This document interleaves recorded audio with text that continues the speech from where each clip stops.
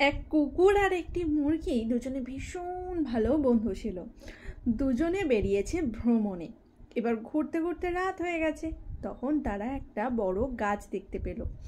কুকুর কি করলো, সেই গাছের গোড়ায় একটা কোঠরি মতো ছিল, সেখানে আশ্রয় নিল। মুরগি কি করলো, সেই গাছের ডালের ওপরে উঠে পড়লো। তো ভোর তখন হব হব। মুরগি কি করে, ভোরের বেলা সে ডাকে। তো সে তার মতো ডাকতে শুরু করলো। এই শুনে এক খ্যাঁক শিয়াল ছুটে আসলো।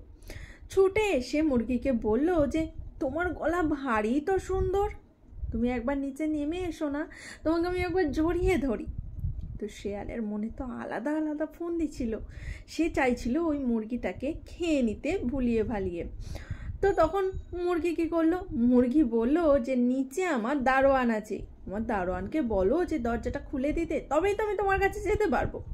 তো শেয়াল তখন কি করলো, সেই দারোয়ানকে খুঁজতে বেরোলো। এবার দারোয়ানকে যখন খুঁজতে বেরিয়েছে, তখন কুকুর কি করলো, সুযোগ বুঝে ওই শেয়ালের ঘাড়ের ওপরে উঠে পড়লো আর একদম ছিঁড়ে কেটে ছিন্ন ছিন্ন করে দিল সেই খ্যাঁক শেয়ালের দেহটাকে।